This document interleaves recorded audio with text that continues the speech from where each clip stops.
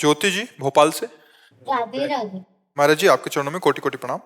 महाराज जी जब भी हम कीर्तन सत्संग और मंदिर या पाठ में होते हैं तभी हमारा मन दूसरी जगह पर क्यों भटकता है और बुरे नहीं, ख्याल ऐसा क्यों नहीं। आते हैं? उस समय आप एकाग्र होते हैं इसलिए जान पाते हैं, और समय आप मन के साथ विचरण करते हैं इसलिए जान नहीं पाते। जब आप भजन में होते, मंदिर में होते, पाठ में होते, तब आप मन से अलग होकर परमात्मा में लगना चाहते हैं, इसलिए आप पकड़ पाते हैं कि आपका मन चला गया। और जब आप भजन में नहीं होते तो मन के साथ होते, इसलिए पकड़े कौन? चोर के साथ चोर मिला हुआ है तो फिर पकड़े कैसे?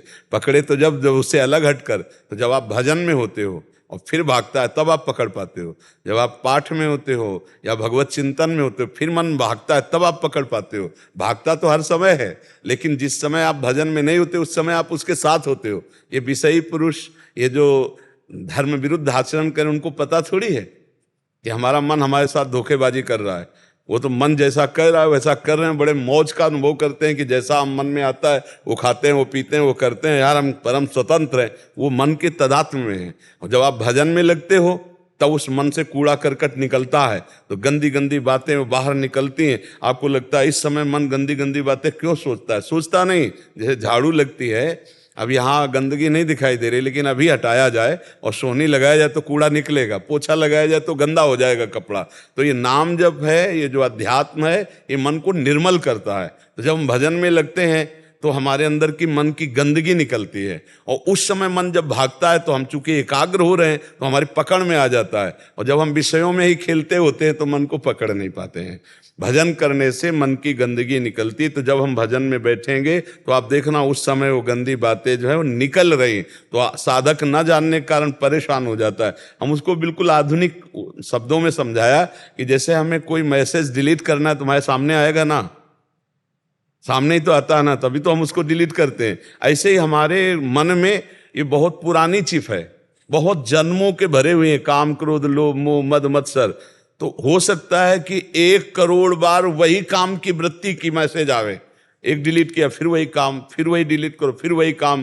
तो 10वें वर्ष भजन करने पर वही बार बार वृत्ति, वही बार बार वृत्ति आती। साधक समझ नहीं पाता कि बार बार वही वृत्ति क्यों आती। वो वृत्ति नहीं है, 10,000 बार हमारे द्वारा वही क्रियाएं हुई हैं अनेक जन्मों में, वो सब भरा हुआ है मन में संस्कार। धीरे धीरे धीरे धीरे जब भजन करते करते शांत, जहां निर्मल मन हुआ तहां भगवान का साक्षात्कार हो जाता है। अभी तो बहुत कूड़ा करकट भरा हुआ है, बहुत भरा हुआ है, काम के, क्रोध के, लोभ के, मोह के, मद के, मत्सर के, न जाने कितने हमारी स्फुरणाएं वासनाएं हैं, वो भजन के द्वारा धीरे धीरे शांत होती है, नष्ट होती है। तो उपासक विचलित ना हो, उस समय धैर्य पूर्वक लगा रहे कि अब ये नष्ट हो रहे हैं। और नाम जप में मन लगे न लगे तुम चिंता न करो। जैसे अग्नि को भाव से छुओ या गुस्सा हो के छुओ या कोई दूसरा छुआ दे या भूल से छू जाए, वो जला देगी, क्योंकि उसमें दाहिका शक्ति है। ऐसे ही भगवान के नाम में तारण शक्ति है, आनंद शक्ति है। चाहे भाव से जपो, चाहे, इसीलिए गोस्वामी जी ने लिखा है, भाव कुभाव अनख आलस हु, नाम जपत मंगल दिशि दशहु। चाहे भाव से जपो चाहे कुभाव से जपो, वो आपके पापों का नाश करके आपको आनंद प्रदान करेगी। पर हमें बहुत काल तक, सातु दीर्घ काल निरंतर सत्कार सेवितो दृढ़ भूमि, हम दीर्घ काल तक सम्मान पूर्वक निरंतर नाम जपने का अभ्यास करें तो बहुत जल्दी आनंद की प्राप्ति हो जाए। मन जब तक इसमें गंदगी रहती तब तक चंचल रहता है, और जहां मन की ये वासनाएं हटी तो मन निर्मल और शांत हो जाता है। निर्मल और शांत मन ही भगवत साक्षात्कार करता है। निर्मल और शांत मन ही आनंद प्रकट करता है। अशांत और चंचल मन हमारे हृदय में दुख, चिंता, शोक, भय ये प्रकट करता है। इसलिए हमें धैर्यपूर्वक नाम जपना चाहिए। मन की भागा दौड़ मिट जाएगी। आप खूब जपिए, आप उसमें परेशान मत होइए। बिना आपके दस्तखत किए मन कुछ कर नहीं सकता, वो तभी करता है जब आप उससे मिल जाते हैं। आप मत मिलिए, वो गलत सलाह दे रहा, आप मत मिलिए, अपने आप वो स्फुरणा आएगी, शांत हो जाएगी, आपका बिगाड़ नहीं पाए। मन कह रहा है इनकी जेब से 100 रुपया निकालो, हम कहें नहीं, क्या कर पाएगा वो हमारे बिना। वो जब तक हम स्वीकृति नहीं देंगे तब तक शरीर कोई हलचल नहीं पैदा करेगा। बस इतना ही संभालना है। पर हम लोग मन को इतना प्यार करते हैं कि वो कहता है ऐसा, तो हम वैसे ही करने लगते हैं। ये जितनी जेल भरी है ना, ये सब मन की सलाह में ही भरी है। मन ने अनुमति दे दी और हम उसके सहयोग में हो गए, हमारी दुर्गति हो गई। और वहीं बन फिर जलाता है कि यार बहुत गलत हो गया।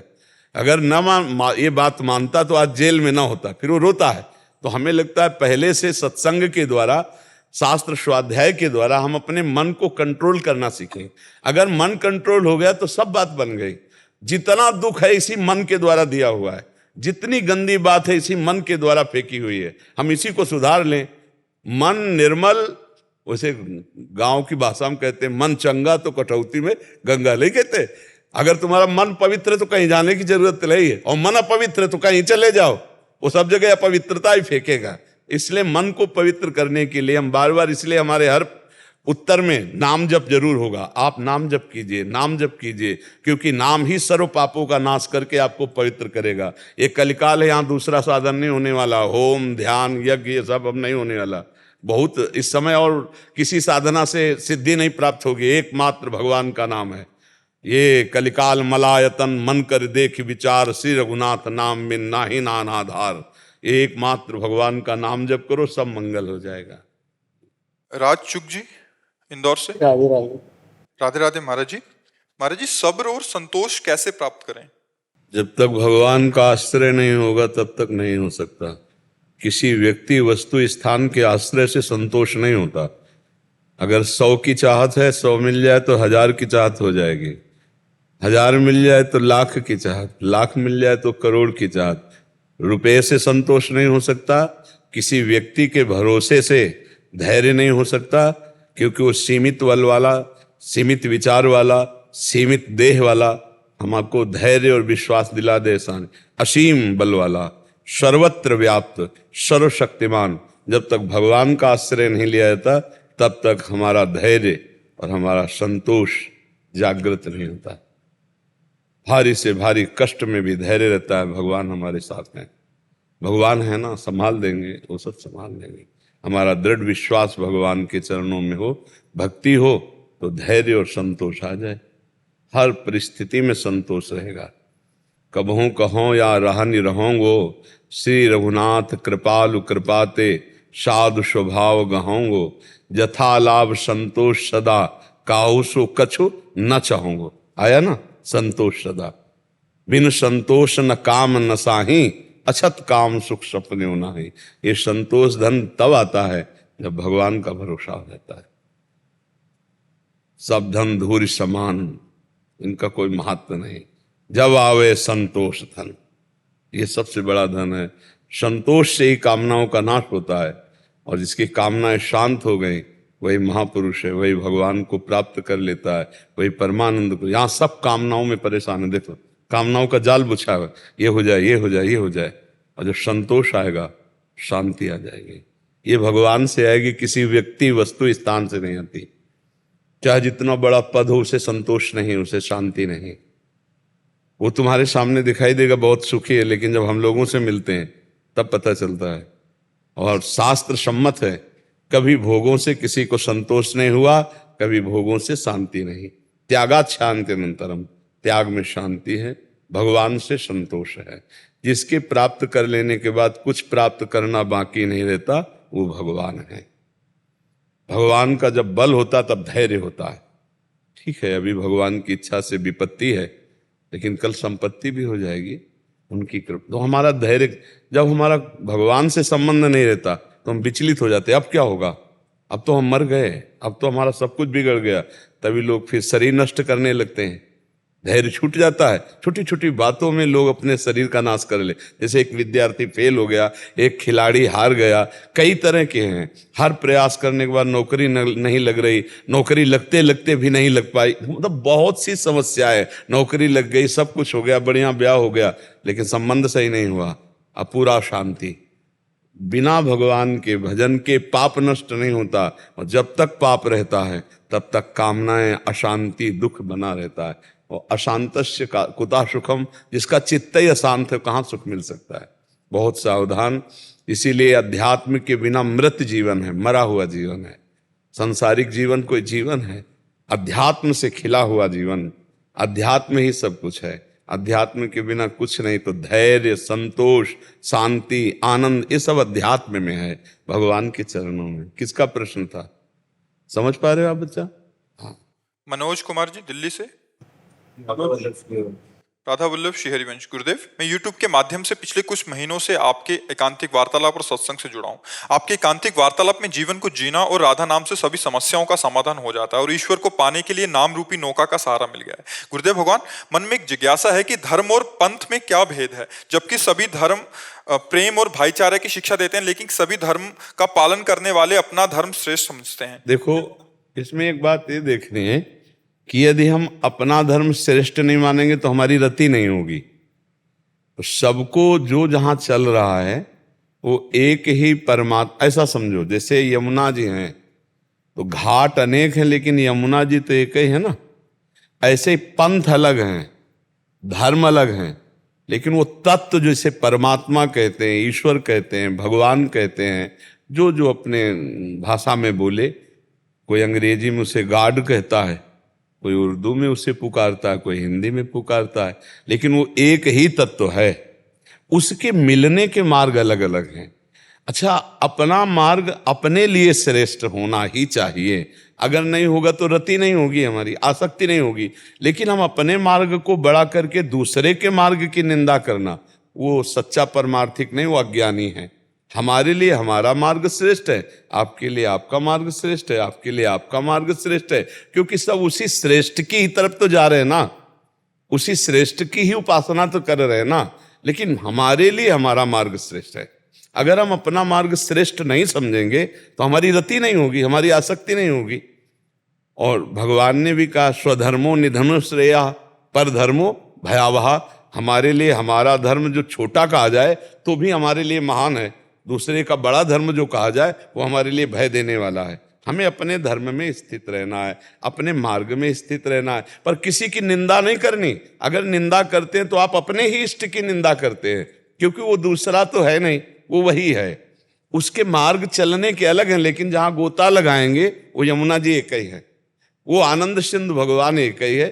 चाहे उसे अंग्रेजी में गॉड पुकारो, उर्दू में पुकारो, हिंदी में पुकारो, वो परमात्मा। जो ये नहीं जानता वो अज्ञानी है। जो अपने धर्म को श्रेष्ठ मान करके दूसरे धर्म की निंदा करता है वो कोई धर्मात्मा नहीं, वो अज्ञानी है। जो लड़ाई झगड़ा करता है, अपना धर्म अपने लिए श्रेष्ठ है, उसका धर्म उसके लिए श्रेष्ठ है, और क्योंकि सब श्रेष्ठ की उपासना कर रहे हैं, वही परमात्मा है, दूसरा कोई है नहीं। ये बात जिसको सच्चा ज्ञान नहीं है वो लड़ाई झगड़ा करता है। कोई सगुण निर्गुण का झगड़ा, कोई देवी देवता का झगड़ा, कोई भगवानों का झगड़ा, कोई अलग अलग धर्मों का झगड़ा। धर्म झगड़े के लिए है क्या? झगड़ा मिटाने के लिए है। कोई भी वो धर्म नहीं है जिसमें सौहार्द ना हो, शांति ना हो, एकता ना हो। वो धर्म किस बात का? ये तो सब अधर्म ही है जिसे हम धर्म मानते हैं, वो अधर्म। कौन सा धर्म ऐसा झगड़ा सिखाता है? हमें बतावे, कौन सा धर्म ऐसा जो लड़ाई सिखाता है? अरे धर्म तो सिखाता है नीच पुरुषों को भी गले लगाना, घोर पापियों को भी महात्मा बना देना। धर्म तो ये शिक्षा देता है कि अगर तुम्हारे को कोई गाली दे रहा है तुम मुस्कुरा कर उसे क्षमा कर दो, तुम्हारा कोई अहित कर रहा है तुम उसका मंगल करो। ये धर्म का स्वरूप है। यहाँ तो धर्म के नाम पर लड़ाई झगड़ा, मारपीट और न जाने क्या क्या होता है। तो ये वो धर्म की बात नहीं। हाँ, जैसे हमारे इष्ट के विषय में आप न्यून बोले, चाहे जिस धर्म के हो, तो हम गरज कर अपने इष्ट को प्रमाणित करेंगे कि इष्ट ही सर्वोपरि है। लघु नहीं बोल सकते। इष्ट के लिए अगर बोलोगे, धर्म के लिए बोलोगे, राष्ट्र के लिए बोलोगे, तो फिर हम सहन नहीं कर पाएंगे। ऐसे जो जहां है वो सर्वश्रेष्ठ है, आप अपनी उपासना कीजिए। लेकिन अगर आप हमारे देश के राष्ट्र के लिए बोले, आप हमारे धर्म के लिए बोले, तो फिर हम आपको ऐसा जवाब देंगे कि तुम्हारी जबान बंद हो जाएगी। संत शंभु श्री पद अपवादा, कही सुनीता आस मर्यादा, काटी जीव तास जो बसाई, श्रवण मुंद न तो चले पर आई। हमारे धर्म के प्रति, हमारे गुरु के प्रति, हमारे इष्ट के प्रति, हमारे राष्ट्र के प्रति अगर बात आएगी ना, तो सब एक तरफ। फिर उस समय आक्रोश आप देखोगे, उस समय फिर आप बल देखोगे। और ऐसे शांत, सबको क्षमा, सबको करना, किसी की निंदा नहीं, किसी का अपमान नहीं, किसी की अवहेलना नहीं। पर जब धर्म की बात आ जाएगी तो डट के खड़े हो जाएंगे। फिर वहां नहीं दिखाई देगा कि ऐसे नहीं, हमें गाली दो हम ऐसे करेंगे। देखो, सामने भीष्म जी विरोध में खड़े हैं और इधर भगवान श्री कृष्ण। युद्ध हो रहा है कि नहीं हो रहा? एक पांडवों के पक्ष में जगत गुरु भगवान श्री कृष्ण है और उन्हीं के सामने उन्हीं के महाभागवत भीष्म जी है विपक्ष में। तो युद्ध हो रहा है कि नहीं हो रहा? ये बात समझना पड़ेगा कि एक जगह ऐसा है जहां हमको डट के खड़ा हो जाना पड़ेगा और एक जगह ऐसा जहां हम सर झुका के निकल जाएंगे। आप समझ पा रहे हो धर्म का स्वरूप? बड़ा सूक्ष्म है धर्म का स्वरूप, पर है वही एक परमात्मा, दूसरा नहीं है। परमात्मा एक ही है, उसके मार्ग अलग अलग हैं। पर अगर कोई उसी परमात्मा तत्व की जिसकी हम उपासना करते हैं निंदा करे तो या तो हम असमर्थ हैं तो कान में अंगुली डाल के चले जाएंगे, और समर्थ है तो तुम्हारी जबान बंद कर देंगे। तप बल से, बुद्धि बल से, ज्ञान बल से या शरीर बल से, किसी भी बल का प्रयोग करके तुमको हम दबाएंगे। ये धर्म का स्वरूप है। काटी जीभ तासु जो बसाई श्रवण मुनि। काटने का मतलब उसकी जबान को रोक देना। अब दोबारा तुम ऐसा नहीं बोल सकते, इष्ट के प्रति नहीं बोल सकते, धर्म के प्रति नहीं बोल सकते। तो ये बात समझ रहे ना? इसे झगड़ा नहीं कहते। अपने इष्ट के विषय में नहीं, अपनी निंदा सुन जाए। जैसे अपनी निंदा में कोई बोले, हमारे सामने कोई बोले को आपको ऐसा बोल रहा है, ऐसा उसकी मस्ती है, जवान स्वतंत्र है, गाली दे कोई। हम बोले किशोरी जी के विषय में बोल रहा है ऐसा, गुरुदेव के विषय में बोल रहा है, वृंदावन के विषय में, राष्ट्र के, फिर उसकी जवान का उत्तर ऐसा कि सामने फिर तो बैठ ही नहीं सकता, फिर बोल ही नहीं सकता। जितना बल भगवान, दीपक अपनी जगह प्रकाश करेगा, हाइलोजन अपनी जगह, सूर्य अपनी जगह, जितना भगवान ने प्रकाश दिया उतने प्रकाश से उसके अज्ञान अंधकार का नाश करेंगे। समझ पा रहे आप? अमन वर्मा जी हिसार से। श्री राधे गुरुदेव आपके चरणों में कोटि कोटि प्रणाम। गुरुदेव, मैं जैसे को तैसा वाली बातों में विश्वास रखता था पहले। जो लोग जैसा आचरण करते थे, तुणीर में हर तरह के बाण होते हैं। अग्नि बाण होता है, तो फिर वरुणास्त्र भी होता है, फिर वायुवास्त्र भी होता है, पर्वतास्त्र भी होता है, तो वज्रास्त्र भी होता है, हर बाण होता है। ये नहीं कि ऐसा नहीं होना चाहिए। जैसे को तैसा संस्कृत में कहते हैं, सठे साठ्यम समाचरित। ये भी एक बाण है तुणीर में। हर जगह यही काम नहीं करता है, हर जगह काम नहीं करता है। कहीं कहीं उस बाण का भी प्रयोग किया जाता है। बड़े बड़े संत उसका प्रयोग करते हैं। जब देखा गया कि साम से, प्रलोभन से, हाथ जोड़ने से काम नहीं चल रहा, तो फिर दंड का प्रयोग किया गया। नीति है ना, साम दाम दंड भेद। जब देखा गया अब आखिरी है ये, सठे साठ्यम समाचरित, दुष्ट के साथ दुष्टता का ही व्यवहार समझ में उसको आएगा, साधुता का व्यवहार समझ में ले आएगा। नहीं, तुणीर में एक बाण ये भी होना चाहिए। वो ऐसा नहीं कि व्यवहार में बहुत सावधानी की जरूरत है। अब जैसे कोई किसी को छेड़ रहा है, भाई साहब आप ऐसा गंदा, तो आपके गाल में तमाचा मारेगा आके। आज उसको पता है ना कि पहला थप्पड़ ऐसा पड़ा कि उसको तमार आ गया, फिर वो नहीं झाकेगा, फिर वो समझ जाएगा। तो ये भी होना चाहिए। ऐसा नहीं है कि जैसे को तैसा वाली बात एकदम गलत है, नहीं। सहनशील बनो, लेकिन जहां आवश्यकता है एक सीमा तक, फिर इसके बाद फिर जैसे भगवान शिशुपाल को बोले थे 100 तक बोले थे 100 गालियां दे दो, 100 तक चुप रहेंगे, इसके बाद आगे फिर सुदर्शन चक्र के द्वारा गर्दन उतार ली। तो एक सीमा है, इसके बाद कोई बढ़ता है तो हमारा कानून है, हमारी धर्म व्यवस्था है, उसके अनुसार भी बर्ताव करना चाहिए। कुछ ऐसे स्वभाव के लोग होते हैं कि जो इसी बाण को समझते हैं, सठे साठ्यम समाचरित। वो दूसरे बाण को, साम को, दाम को, भेद को नहीं समझ, वो केवल दंड नीति को समझते हैं। वो दंड के अधिकारी, तभी उनकी समझ में आता है। और आएगा ही नहीं, पैर छू ले आप, हाथ जोड़ ले आप, कुछ देने की बात कह लो, दाम दे करके, शाम विनय नीति के द्वारा, भेद उसको किसी तरह समझाकर, वो केवल दंड से सुधरने वाले जीव होते हैं। तो जो दंड से सुधरने, उनको ज्यादा चांस नहीं दिया जाता है। 1 और 2 और तीसरे में फिर दंड का विधान कर दे। तो हमारी भारतीय कानून व्यवस्था स्वयं दंड ना दे करके भारतीय कानून व्यवस्था को समर्पित कर दे। अगर स्वयं दंड देगा तो स्वयं अपराधी बन जाएगा। तो दुष्ट के साथ व्यवहार फिर साधुता का नहीं चल पाएगा, क्योंकि गृहस्थी में और संसार में चलना है तो एकदम जान जाए ना आदमी तो आपको परेशान कर देगा। और उसको ये पता हो कि इस व्यक्ति को छेड़ने का मतलब ततैया को छत्ते पे ईंट मारना, वो कभी नहीं छेड़ेगा। 3 दिन विनय करते हुए भगवान श्री राम को हो गए, समुद्र को आ जाना चाहिए था। स्वयं भगवान उपवास करके विनय कर रहे, जब नहीं माना, लक्ष्मण बाण सरासन आनु शोषों वारिद विशिक्र शानु लाव अग्नि बाण, कनक थार भरी मन आ गए। विविध प्रकार के रत्नों से भरी थाल लेकर विप्र रूप मतलब महाराज 3 दिन से उपवास बैठे थे, तब तुम्हारी समझ में नहीं आया? अग्निबाण से तुम्हारी समझ में आ गया? कुछ ऐसा है कि कहीं कहीं विनय काम नहीं करती। विनय न मानद जलद जड़, गए 3 दिन बीत, बोले राम सकोप तब, बिनु भय होए लक्ष्मण बाण सरासन हानु, सोखों बारिद विशिक्र सानु। 60 सन विनय, कुटिल सन प्रीति, सहज कृपन सन सुंदर नीति, ममता रत सन ज्ञान कहानी, अति लोभी सन विरति बखानी। इनसे व्यर्थ जाएगा, इनको चाहे जितनी चर्चा करो समझ में नहीं आएगा। तो इसलिए हम आपकी उस बात का अनादर नहीं करते कि जैसे को तैसा, पर अगर स्वयं आप करेंगे तो आप हमारे कानून में अपराधी साबित हो जाएंगे। ऐसे लोगों के लिए हमारा कानून व्यवस्था है, उसको कानून को समर्पित करना चाहिए। जो दुष्टता का व्यवहार करे, क्षमा से इनकी दुष्टता बढ़ती है और दंड से इनकी दुष्टता पर रोक लगती है। अगर तुम्हारे साथ दुष्टता कर रहा, तुमने दंड का प्रयोग कर दिया तो कई बच जाएंगे। उनको अगर कानून की सुरक्षा में दे दिया तो कई बच जाएंगे। अगर तुम क्षमा कर दिए तो दसियों से ऐसी दुष्टता करेगा। तो इसलिए कहीं ना कहीं ये 60-60 समाचरित सूत्र लिखा गया है, तो ऐसे गलत नहीं लिखा गया जी।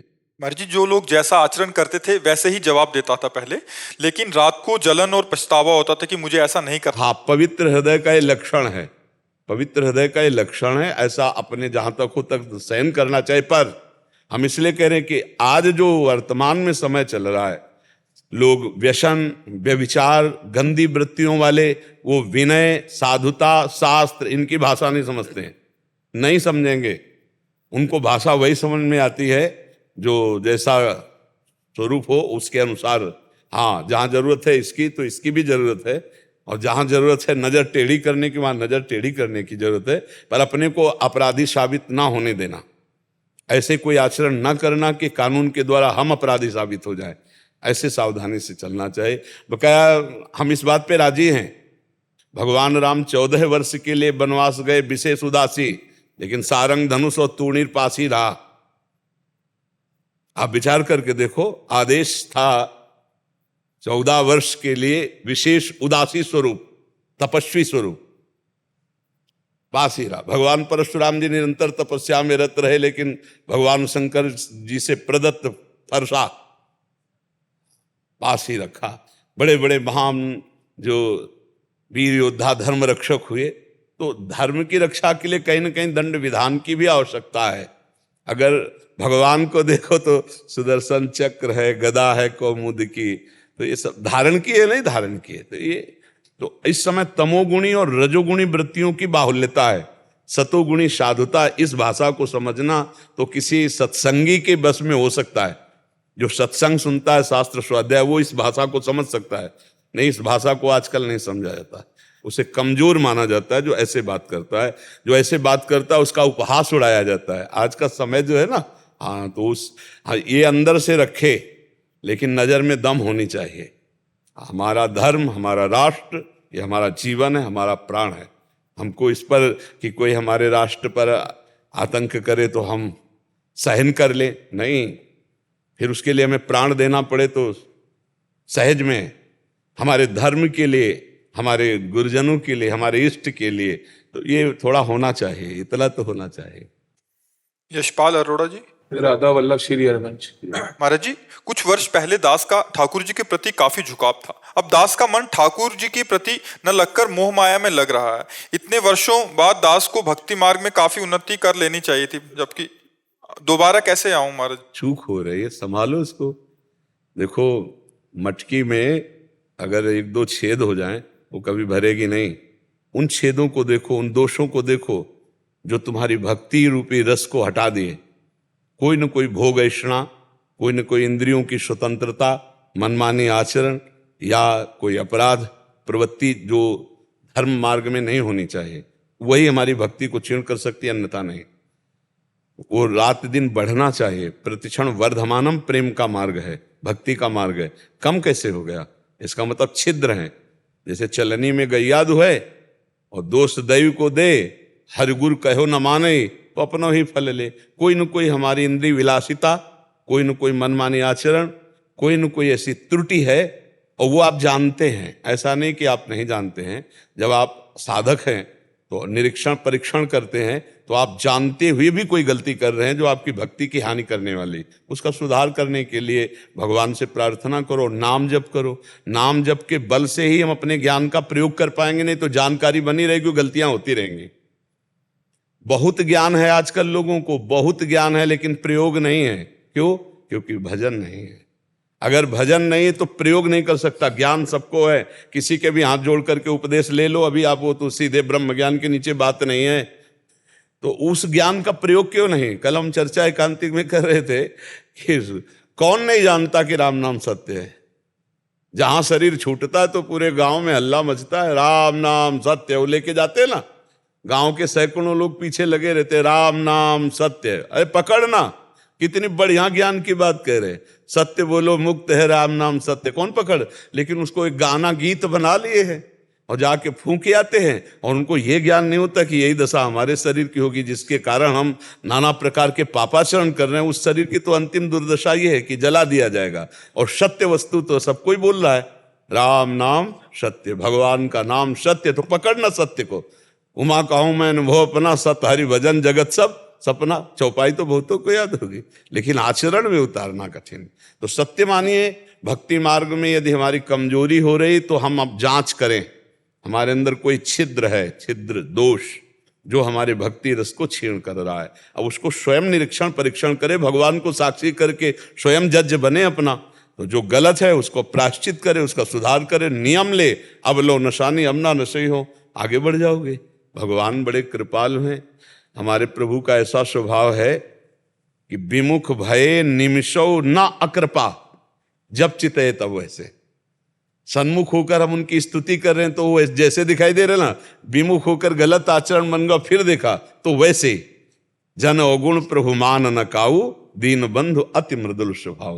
कैसा स्वभाव है कि अपने जन के अवगुण को नहीं देखा, मेरा जन है, मेरी शरण में है, मेरी प्रबल माया चूक हो गई, चलो फिर आगे बढ़ो। जब चितए तब वैसे ही कृपालु दिखाई दी। बहुत करुणा में प्रभु है। आगे बढ़िए, अपने दोषों को देखिए और उनको निकालिए। जो इंद्रियों का विलास और मन की मनमानी, इसी से दोष होते हैं और इसी से फिर भक्ति ढक जाती है। अनर्थ क्रियाएं भक्ति को ढक देती हैं। इसीलिए कहा श्री कृष्ण अनुकूलेन प्रतिकूलस्य विसर्जनम। अपने आराध्य देव प्रभु के अनुकूल आचरण हो और प्रतिकूल आचरणों का त्याग हो, तब भक्ति रंग लाती है। अब प्रतिकूल आचरण करता रहे तो फिर भक्ति रंग नहीं लाएगी। समय चाहे 50 वर्ष हो जाए, समय 50 वर्ष हो गए, अंधा बटे पड़ा चबाए तो हाथ में क्या लगेगा। एक अंधा एक दुकान में मूंज का रस्सी बट रहा था, पड़ा आकर भैंस का चबाने लगा, और जितना बटता है ऐसे करता है, उसको दिखाई तो दे नहीं, पड़ा चबा रहा है। तो वासना रूपी पड़ा हमारी भक्ति रूपी रस्सी को चबाता चला जा रहा है। बाद में क्या बचा? कुछ नहीं बचा। जैसे आप अभी देख रहे हो और कह रहे हो कि हमारा हृदय जैसा बढ़ना चाहिए था वैसा भक्ति रस में नहीं बढ़ा, हमें लगता है हमारा भक्ति रस क्षीण हो गया। तो कोई दोष है जो उस भक्ति को हटा रहा है, और वो आप जानते हैं। ऐसा नहीं, ये तो केवल मूर्खतावश कह दिया जाता है, नहीं नहीं जी हमें पता नहीं। पूरा जिस समय कह रहे हो तुम कि हमें पता नहीं, तुम्हारे दिमाग में सामने खड़ा है दोष। आप देख लो, सामने खड़ा है, आपको अनुभव है कि आपसे क्या गलती हो रही है। अंदर से आप देख लीजिए, ढूंढ लो। हम खुद में कह रहे हैं, इंद्रियों की विलासता, मन की मानी, मनमानी आचरण, इंद्रियों की विलासता। अब जैसे कोई भक्ति जन्य अपराध होते हैं वो भगवान गिनते नहीं। सेवा अपराध बन गया, कुछ नाम अपराध बन गया, या कुछ धामा अपराध बन गया, या कोई वैष्णव अपराध, तो भगवान जल्दी जल्दी उसको निपटा देते हैं। अंदर जलन होगी और प्रायश्चित हो जाएगा, चल। लेकिन जब हम इंद्रियों की विलासता, तो फिर जो इच्छा करियो मन माई, हरि प्रसाद कैसे दुर्लभ नाई, भगवान उसे नहीं रोकते।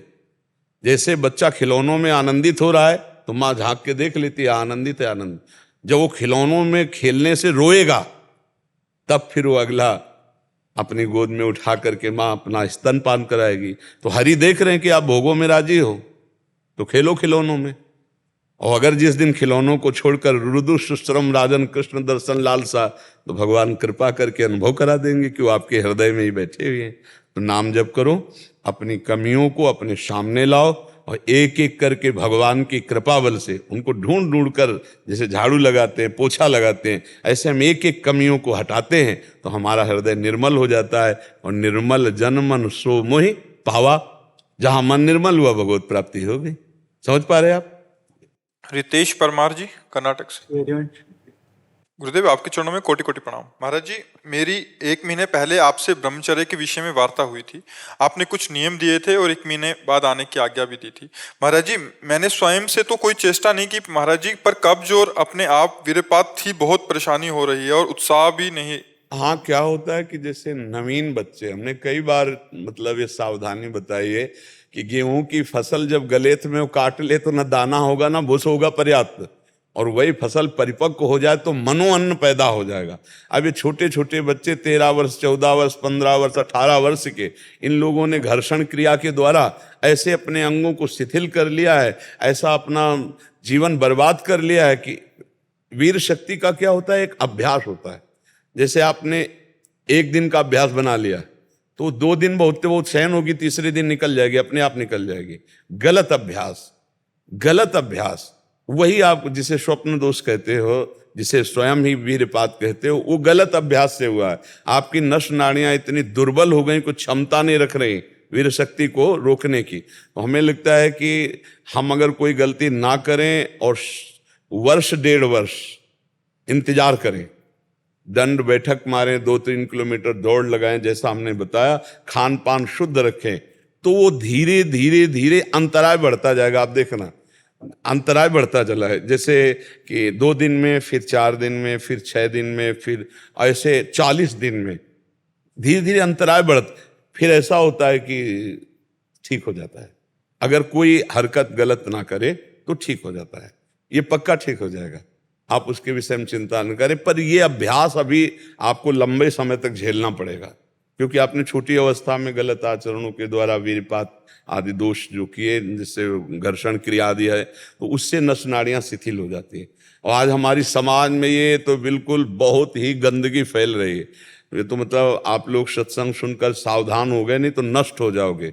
स्मृति शक्ति का नाश हो जाना, खड़े होने में चक्कर आना, कमर दर्द करना, गांठ दर्द करना, पढ़ाई में मन न लगना, भोजन अपाच्य, भोजन न पचने लगना, चिड़चिड़ा स्वभाव हो जाना, जरा सी बात में किसी को कटु वचन बोल देना, ये सब बातें आने लगेंगी जो वीर शक्ति का ह्रास कर देते हैं। ये सब दोष आ जाते। और वही 20-22 परिपक्व ब्रह्मचर्य और गृहस्थ में गया तो अब वो संतान उत्पत्ति क्रिया के बाद भी वो अस्वस्थ नहीं होगा, क्योंकि वो परिपक्व अवस्था हो गई। अब छोटे छोटे बच्चे जब अभी वीर शक्ति परिपक्व ही नहीं हुई, तभी तो हमारी शास्त्रीय पद्धति है, पहला ब्रह्मचर्य, फिर उसके बाद गृहस्थ, फिर वानप्रस्थ और संन्यास, या ब्रह्मचर्य वानप्रस्थ और संन्यास। ब्रह्मचर्य सबकी नींव है। तो आजकल नए नए बच्चे ब्रह्मचर्य को कुछ समझ ही नहीं रहे, खिलवाड़ कर रहे हैं। वही खिलवाड़ बहुत भारी पड़ता। जब वो जवान होते तो गृहस्थी लायक नहीं रह जाते, वो गृहस्थी लायक नहीं रह जाते, क्षमता नहीं रह जाती उनके अंदर, गृहस्थ धर्म की क्षमता ही नहीं रह जाती। ये छोटे छोटे बच्चे, उनको तो लगता है सुख है, अब दूसरे की तो जरूरत है नहीं, खिलवाड़ में अपने जीवन को नष्ट कर देते हैं। इसलिए बहुत सावधान, और आप चिंता न करो, जैसा कहा वैसे चलो। ये अंतराय बढ़ता, आपको खुद समझ में आ रहा है, अंतराय बढ़ रहा है ना। अब ये धीरे धीरे अंतराय बढ़ता चला जाएगा। तुम केवल कोई हरकत मत करना, वो धीरे धीरे शांत हो जाएगा। धीरे पद्धति है, धीरे धीरे शांत हो जाएगा। बस आप जैसा हमने व्यायाम और जैसी दिनचर्या बताई वैसा करो। आपका चेहरा भी इस समय ठीक हो रहा है, जैसे वो जो लक्षण होते हैं ना, हाँ अब वो सुधार में है। बहुत धैर्यपूर्वक चलो, बस गंदे बच्चों का संग न करना। मोबाइल रखते हो पास? हाँ, वो क्या कहते हैं, स्मार्ट मोबाइल। स्मार्ट मोबाइल चाहे जितने स्मार्ट हो तुम्हें गिरा देगा, पक्का समझो।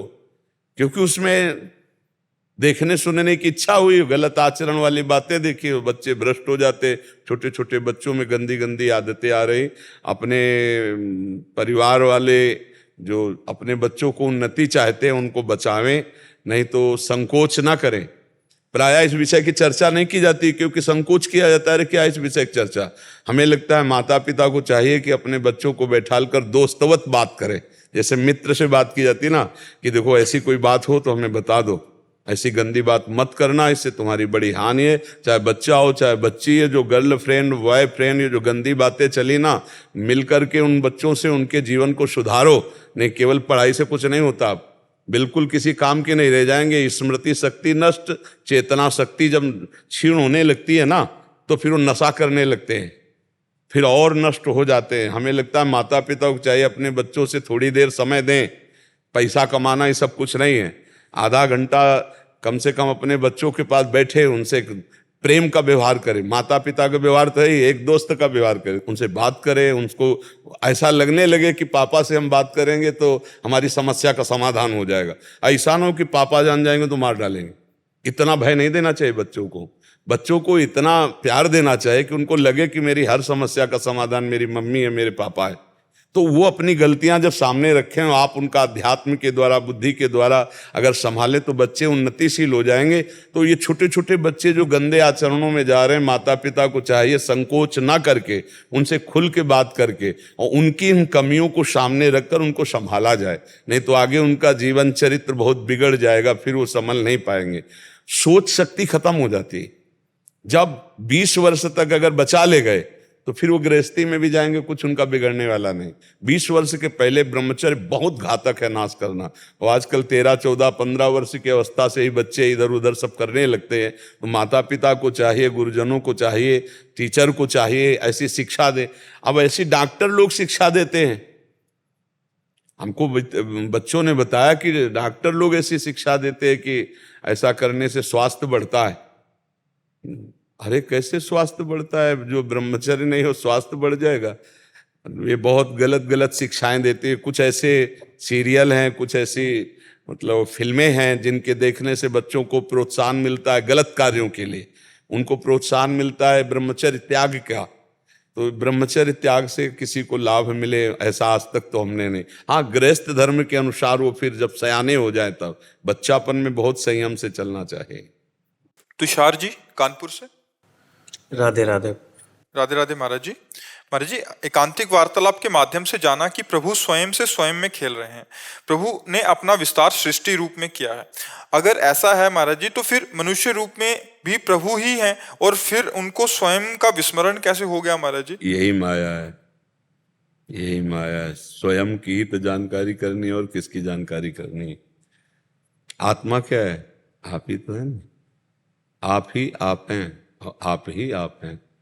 भगवान श्री कृष्णचंद्र जो गीता में कहते हैं, मत्ता परतरम नान्यत किंचिदस्ति धनंजय, मेरे सिवा कुछ नहीं है, मैं ही मैं बना हुआ हूं। अपने आप को भूल गए, इन कमरों में आके भूल गए, इस शरीर में आके। अब आपको ऐसा लगता मैं पुरुष हूं? पक्का 100% नहीं लगता मैं पुरुष हूं। फिर अंदर देखो तो मन में इतना तदात्म हो गया कि जो मन माना वही हम माना, जो मन नहीं माना वो मैं नहीं माना, जो मन देखना चाहता है वो मैं देखना चाहता हूँ, जो मन सुनना चाहता हूँ मैं। ये इंद्रियों का विलास है, आपका नहीं है। आप अपने को भूल ही तो गए ना, बस ये बात हो गई। तो आप अपने से अपने आप को भूल गए। तो आपको जगाने के लिए वही आपका आत्मस्वरूप गुरुदेव रूप बैठा, वही आपको जगा दिया। जब जगे तो न गुरु न शिष्य, वही एक परमात्मा है, दूसरा नहीं है। ये खेल चल रहा है। आप जाग जाओ, जब जगोगे वास्तविक दृष्टि में तब देखोगे परमात्मा की सिवा कोई नहीं है। अब उस जे ही जाने, चौपाई का अर्थ समझना, जे ही जाने जग जाए हेराई, जागे जथा स्वपन भ्रम जाई।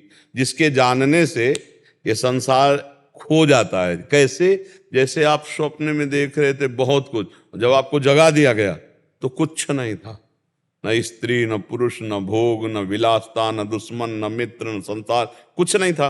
ये कब पता चला? जब जगे। लेकिन स्वप्न में तो सब कुछ था ना। ऐसे ही मोह निशा सब सोवनिहारा, देखें स्वपन अनेक प्रकारा, यही जग जामिनी जागे जोगी, परमारथी प्रपंच वियोगी। कोई योगी जो परमार्थी है, प्रपंच का त्याग करके भगवान में स्थित, अब वो अनुभव में आ गए। एक चौपाई का अर्थ समझो, जहां जीव भगवान को जाना तो भगवानमय हो गया, और भगवान ही जनाते हैं। सोई जाने जे देव जनाई, और जानत तुम्हें तुम्हें हो जाए। तो वो भगवान था ही, जब जाला तो अपने स्वरूप को जान गया। अब हम लोग जो इस समय शरीरासक्त हैं, लगता है भगवान कैसे हो सकते हैं। गंगा जल एक चम्मच तो उसे क्या बोलेंगे, गंगा जल तो बोलेंगे ना, और एक टैंकर भरा हो तो गंगा जल बोलेंगे, और धारा बह रही तो गंगा जल है।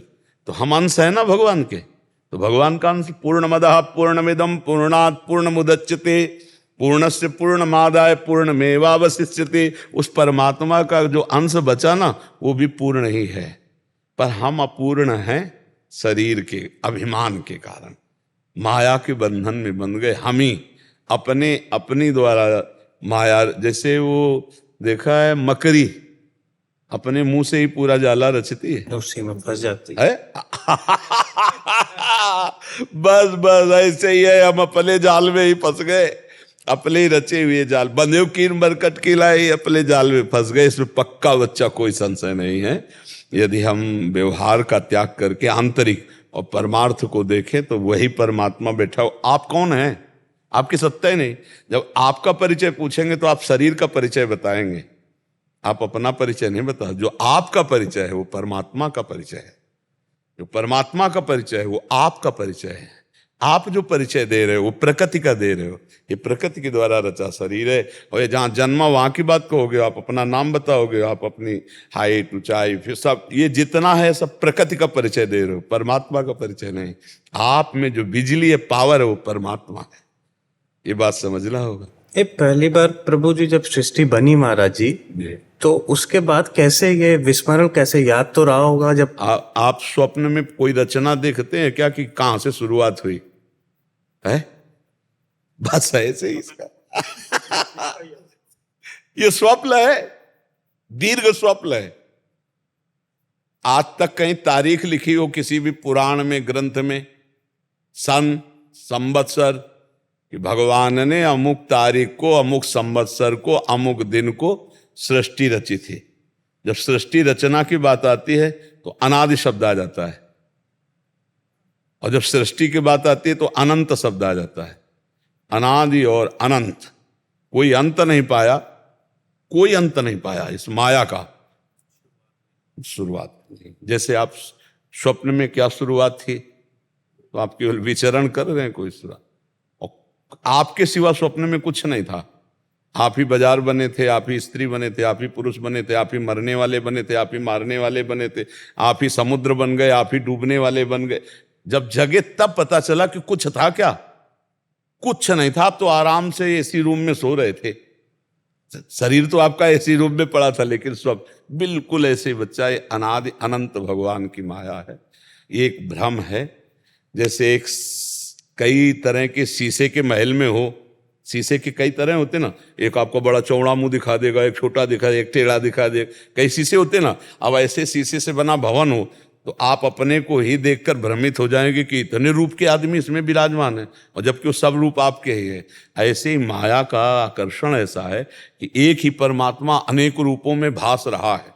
ये अनेक रूप है नहीं, वो एक ही है, एक ही पंचभूत है सबके। और देखो माया का खेल देखो, अगर किसी की आंख यहाँ होती तो अलग अलग पहचाना जाता कि उसके माथे पे सबका एक ही ढांचा है, और सब अलग अलग पहचाने जाते हैं, सबकी अलग, मतलब उसकी जादूगरी देखो। किसकी? माया की। कितनी बड़ी जादूगरी। उसी माया में हम भूल गए। जब जगे तो माया का अर्थ जानते हो, जो नहीं है। मां माने नहीं, या माने जो नहीं है। या रहस्य रघुनाथ कर बेग न जाने कोई, और जो जाने रघुपति कृपा तो सपने मोह। अपने लोग फंस गए। अब इसे छूटने के लिए संगोष्ठी बुलाई जा रही है। अध्यात्म और नाम जप, संत समागम, यही साधन है जिनके द्वारा हम इस माया से, अब कम से कम इतना तो पता चलने लगा। भले हम शरीर राग नहीं छोड़ पाए, लेकिन कहीं ना कहीं दिमाग में तो आ ही रहा है कि यार मैं शरीर तो नहीं हूं, आ रहा है ना। तो जागने की शुरुआत होने लगी। अब जगने लो। जिस दिन जग गए उस दिन आपकी दृष्टि में संसार नहीं होगा, वही परम तत्व परमात्मा केवल दिखाई देगा। जैसे heater, fridge, halogen, zero power का बल्ब, इन सबको देखने के बाद आपकी महानता कारण पर रहेगी कि बिजली तो सब में एक ही है। यंत्र के प्रभाव से कहीं ठंडा, कहीं गर्म, कहीं प्रकाश, कहीं छोटा, कहीं बड़ा, लेकिन बिजली तो एक ही है। क्या जीरो पावर में बिजली नहीं है क्या? जीरो वाट वाले में बिजली नहीं, हाइड्रोजन में भी वही, बड़ी बड़ी फैक्ट्रियों में बिजली तो वही है, यंत्र के अनुसार उसका प्रयोग अलग अलग है। ऐसे ही चींटी में भी वही परमात्मा है, हाथी में वही परमात्मा है, विद्वान में भी वही परमात्मा है, मूर्ख में भी वही परमात्मा। तो जो कारण तत्व परमात्मा को देखने लगते हैं, उनके हृदय से सृष्टि का महत्व चला जाता है, और जो सृष्टि को देखता है उसके हृदय से परमात्मा का महत्व नहीं रहता।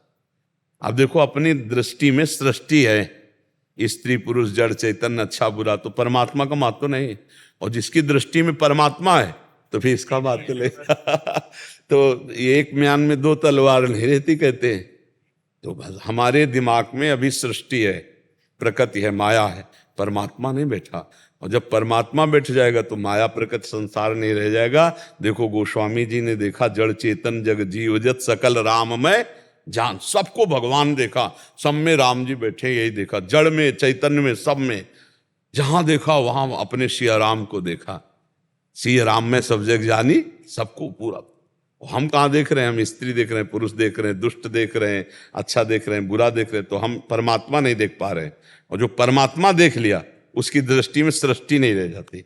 ये बात है। अब आगे बढ़ो, भजन करो प्रभु का, और वो शुद्ध ज्ञान दे देंगे तो आप भी प्रभु में हो, ये अनुभव में आ जाएगा। कर्मों को लेके भी ऐसे ही था, जैसे जब इंसान का पहला जन्म हुआ मनुष्य का, तो उसके पहले जब उसके कोई कर्म ही नहीं थे, जो पहला जन्म हुआ वो किस, कोई पहला नहीं है। नहीं भाई, स्वप्न में आपका पहला जन्म हुआ था क्या? झूठे को आप सत्य क्यों मान रहे हो? आप उसे सत्य, हम यही कह रहे हैं, जब सृष्टि आप देखो, ये जो कर्म है, ये जो जन्म है, ये सृष्टि है ना, इसलिए परमात्मा नहीं आपके ज्ञान में। और जो परमात्मा तो ये है ही नहीं ना। स्वप्न में कुछ था क्या? कुछ नहीं था, तो उसकी चर्चा नहीं है, उसकी सत्ता ही नहीं है। नास तो विद्यते भाव, ना भाव विद्यते सता, असत की सत्ता ही नहीं है, भ्रम है वो। हाँ, यही बात समझ में आए। जासु कृपा सब भ्रम मिट जाई, गिर जासु कृपालु। अगर हम उसकी सत्यता मानेंगे तो फिर ये भ्रम जाएगा नहीं। स्वप्न में प्रारंभ, मध्य और अंत तीनों झूठे थे। क्या प्रारंभ था, क्या मध्य था, क्या अंत था, उसकी सत्ता ही नहीं है। नासतो विद्यते भाव, उसकी सत्ता ही नहीं है, असत की सत्ता ही नहीं है। और हम सारा विद्वता, सारा जोर इसी की सत्ता पे लगा देते हैं। जो है नहीं उस पर हम क्यों जाए? सत्य, जो आप यहाँ अध्यात्म की चर्चा करो ना, जैसे प्रपंच ज्ञान नहीं है, प्रपंच की वार्ता, तो फिर हम भी शास्त्र पढ़े हैं, हम अभी आपको बता सकते हैं कि भगवान ने संकल्प किया, उनकी नाभि से कमल प्रकट हुआ, फिर ब्रह्मा जी प्रकट हुए, फिर उन्होंने ये सृष्टि रची, सनक सनंदन सनातन सनत कुमार। फिर अपने आप को जब देखा कि सब विरक्त हो रहे हैं तो दो भागों में कर लिया, मनु और शतरूपा। फिर उससे मैथुन सृष्टि प्रकट हुई, फिर कश्यप जी से ये प्रकट, सब पढ़ा है, सब जाना है। एक शब्द में गोस्वामी जी ने भगवान शंकर का अनुभव कहा, उमा कहूं मैं अनुभव अपना, सत हरि भजन जगत सब। अब काहे को हम उसकी सिद्धि करें समझ रहे? मतलब अध्यात्म की बात। हाँ, अब उसको प्रपंच को बढ़ावा देना है, तो हमको अंधेरे में हमें रस्सी में सांप दिखाई दिया, अब हम उसको सांप सिद्ध क्यों करें? जब वो रस्सी है तो सांप सिद्ध क्यों करें? असली तत्व की बात यह है कि ये कभी हुआ ही नहीं। जो सामने देख रहे हो केवल परमात्मा ही परमात्मा है, वो दूसरा कोई नहीं है। अब जैसे उसकी खोज करे कि परमात्मा पहले हो, फिर उससे कर्म कैसे, जैसे मान लो अभी हम आपको फंसाते हैं, पहले बीज हुआ कि पहले वृक्ष हुआ? तो आप कहेंगे वृक्ष तो बिना बीज के कैसे हो गया? तो आप कहेंगे बीज तो बिना वृक्ष के बीज कैसे हो फंसते चले जाएंगे ला। जब झूठा है तो फंसते चले जाएंगे। और सत्य बात यह है कि वो बिना बीज के भी सबका बीज है, बिना वृक्ष के भी वो सबका वृक्ष है। ऊर्ध्वमूल मदा शाखा मत्तम प्रावुर, यही परमात्मा शक्ति है। वो अपने आप को अपने आप में विस्तार कर रहा है, उसको किसी बीज की जरूरत नहीं, उसे किसी वृक्ष की जरूरत नहीं। वो अपने आप से ऐसा जादूगर कि अपने आप से अपने आप में खेल रहा है, अपने आप से अपने आप का पालन कर रहा है, अपने आप से अपने आप का श्रृंगार कर रहा है। ये हम भूल गए, इसलिए हमारी दुर्गति होती चली जा रही। एक प्रसंग कभी और समय हो तो पढ़ना श्रीमद् भागवत में मार्कंडेय ऋषि का, तो आपको पता चलेगा। मार्कंडेय ऋषि जी ने भगवान नारायण की तपस्या की, भगवान आए, प्रसन्न हुए, तो उनका वरदान मांगो। तो उनका आपकी कृपा से मुझे कुछ चाहिए नहीं, क्योंकि मैं जान गया हूं संसार झूठा है, पर प्रभु मैं आपकी माया को देखना चाहता हूं, ये है क्या? तो भगवान मुस्कुरा दिए। भगवान की मुस्कुराहट से ही माया का प्रादुर्भाव है। जहां सृष्टि का प्रकट होने की वार्ता है, तो भगवान की मुस्कुराहट से माया का प्रादुर्भाव होता है। माया शक्ति का प्रादुर्भाव, अलग अलग अंगों से भगवान की शक्तियां प्रकट होती ना, तो मुस्कुराहट से माया का प्रादुर्भाव, अंतर ध्यान हो गए। जो ही अंतर ध्यान हुए सो देखा कि समुद्र चारों तरफ से उफान करके 1 सेकंड में पूरा आश्रम डूब गया, और वो जल के थपेड़ों में, और न जाने कितने वर्ष जल के थपेड़ों में ऐसे त्राहिमाम मच गया। हे भगवान रक्षा करो। तो देखा एक वट वृक्ष, उसमें एक पत्ते में, एक दोने में बाल गोविंद अपने हाथ से अपने चरण का अंगूठा पकड़ करके पी रहे। करार विंदेन मुखार विंदम मुखार विंदेन विनिवेशयंतम वटस्य पत्रस्य पुटे शयानम बालम मुकुंदम मनसा स्मरामि। उस रूप को देखा तो उनको तसल्ली हुई, क्योंकि भगवान के भक्त थे। भगवान हंस दिए, फिर हाय से उनके मुख में चले गए, उनके पेट में गए तो देखा वही महाप्रलय चल रही। कितने कल्प तक घूमे, इसके बाद एकदम विकल हुए, कहा भगवान रक्षा करो। और जब विकल होकर के कहा रक्षा करो, आंख खोली तो देखे कुछ आसन में बैठे हैं, एक बूंद पानी नहीं। भगवान को पुकारा, भगवान प्रकट हुए, बोले प्रभु ये क्या था? पानी तो एक बूंद नहीं, हम महाप्रलय के जल में। बोले यही मेरी माया है। बोले प्रभु कभी जिंदगी में मत दिखा लो हमारी हालत खराब माया का। और एक बात, एक दिन सुदामा जी दोस्त ही है ना, गले में हाथ डाले समुद्र स्नान के लिए गए। सुदामा जी ने कहा कन्हैया हमारी माया बड़ी विचित्र, क्या है यार माया, हमको माया दिखाओ। बोले चलो पहले समुद्र स्नान कर लेते। फिर जो इस समुद्र में डुबकी मारी, तो सुदामा जी एक राज्य में पहुंच गए। वहां देखा तो स्वयंवर हो रहा था, जबरदस्ती सुदामा जी का ब्याह हो गया, बड़ी सुंदर राजकुमारी। अब इतना वैभव, सब कई लड़का बच्चा हो गए। इसके बाद वो रानी मर गई, और वहां का नियम था कि सती तो वहां था कि पति को पत्नी के साथ जलाया जाता है। अब सुदामा जी को बांध लिया गया कि अब सती जैसे होती है ऐसे पति को जलाया जाएगा। अब वो चिल्लाए, हे द्वारिकाधीश कृष्ण मेरी रक्षा करो। भगवान ने ऐसे उठाया, बोले यार बड़ी लंबी डुबकी मार गए। बोले प्रभु यह ब्याह हो गया, लड़का बच्चा हो गए सब। बोले ये प्रभु, बोले यही तो बात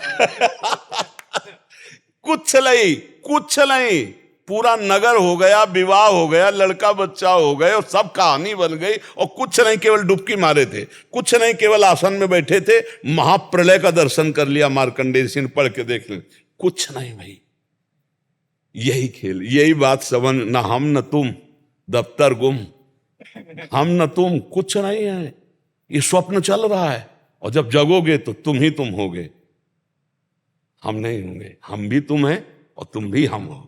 बस ये रात से। अब चूंकि बच्चा बहुत अच्छा प्रश्न किए, इसलिए खोल करके तुम्हें कुछ नहीं है।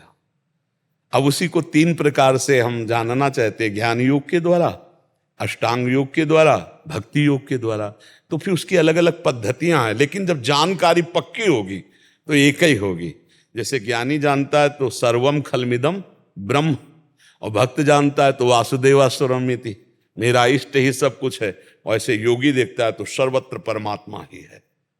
यही अनुभव सबको आखिरी में यही अनुभव होता है कि एक ही है, एको ब्रह्म द्वितीयो नास्ति। ये सबको अनुभव होता है।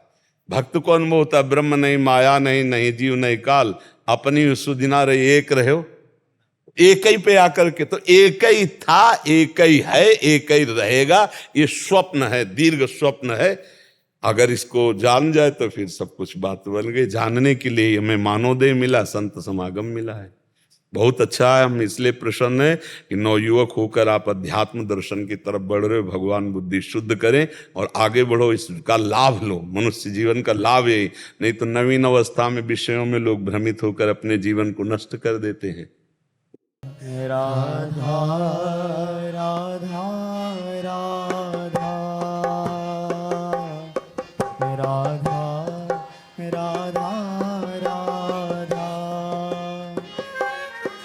राधा राधा राधा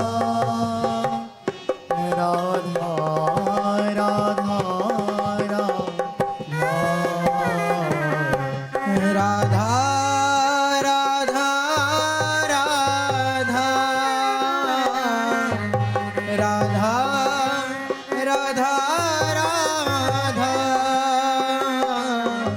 राधा राधा राधा राधा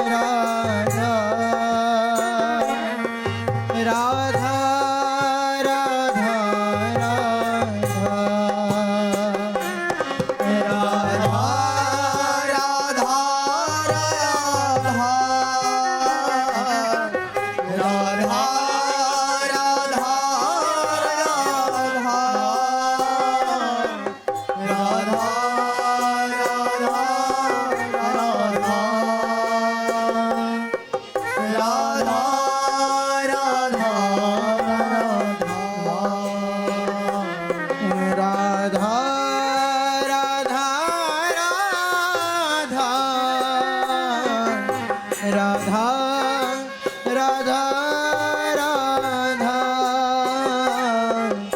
राधा राधा